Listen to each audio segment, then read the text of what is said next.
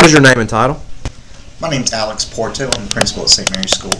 Tell me a little bit about being principal at St. Mary's. Well, it's the best job in the world. We have a fantastic school, and in my role as a leader of the school, I oversee all aspects from the curriculum to our spiritual development to day-to-day maintenance and just the day-to-day functions of the school. So it's a wide-ranging scope of responsibilities that I'm assigned. How long have you been here? This is my 4th year here. And were you principal somewhere else? I was. I actually came from Miami, Florida, and I was principal down there for many years at several different schools. A lot of different changes between Miami and Rome, huh? Yes, many changes. Well, let's talk about the schooling, school in general. The economy is at the forefront of everyone's conversation. First, what are some benefits about being a private school over a public school in times like this? Well, I'm not really sure that there are benefits necessarily. I think both public and private have to deal with some very serious economic issues. And for us, we have the additional concern that we are tuition driven. So we don't have any sort of government funding. There is not a guarantee of money coming into the school. We rely on our customers, which are our students and our parents, to pay their tuition, and that is what essentially funds the school. So I can't honestly say that there's a benefit in terms of finances one way or the other. How has the economy affected St. Mary's? Have you seen any type of... We have seen a decrease in enrollment because of the economy. Again, we are tuition driven. So when people's pocketbooks are affected, they start cutting out things from their budgets, and unfortunately our school, as other private schools in the area, have seen that education is one of those things. What are some of the benefits that you guys offer that would say, when we cut budgets, St. Mary's are schooling isn't one of those budget cuts? Mm-hmm.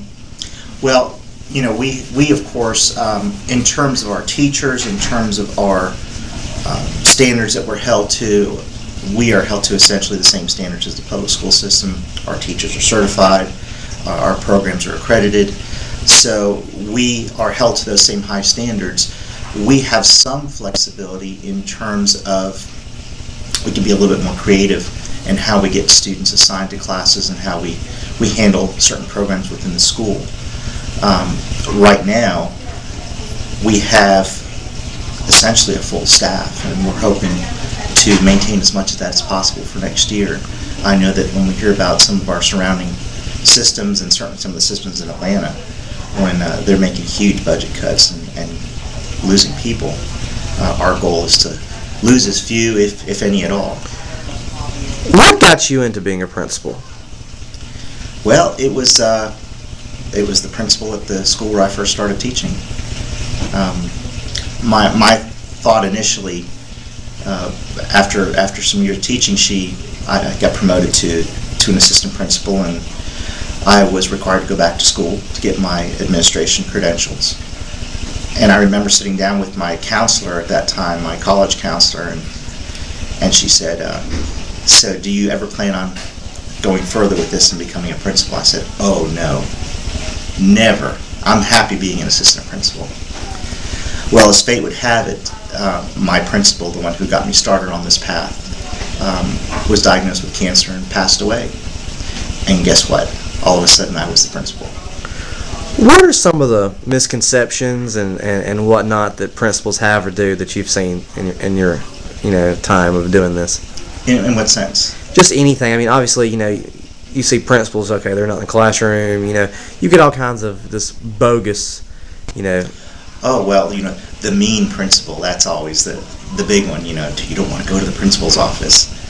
And I'm sure there are principals out there like that, but for the most part, and I have known many principals over the course of my career and know quite a few of the principals in town here, we are not those mean, ugly people that we're made out to be. What is the best part of your job?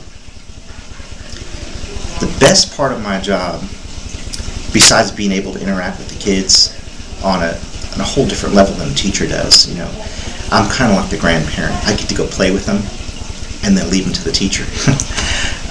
So you never really develop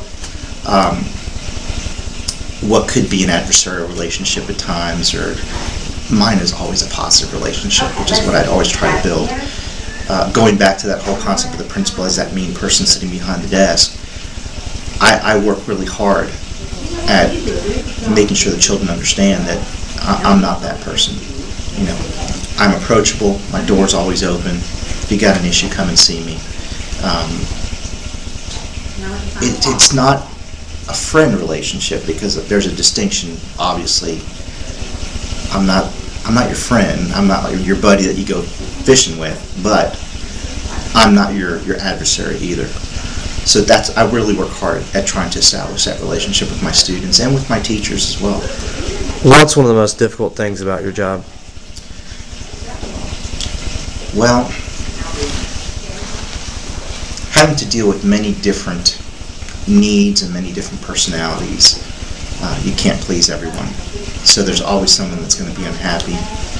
And I think it's human nature to want to please everyone. So there are times when it's hard, when you just know, this person's just not going to be happy with that decision, but that's a decision that needs to be made. So that really is, to me, the most difficult part of this job. And finally, Miami to Rome and the Coosa Valley. What's some of the things about the Coosa Valley, if you're trying to convince someone to move here, or what is it about the Coosa Valley area that you just fell in love with? Well, as a child, up until I was about 5 years old, our family lived in Charlotte, North Carolina. And I still have very vivid images of that area at that time, which wasn't what it is now, which is a much larger city, but of just open spaces and trips to the mountains, and that was in my head the whole time. So when we came up here from Miami, where I grew up essentially, and saw these wide open spaces and just land and mountains and the outdoors, that is what really drew me to it.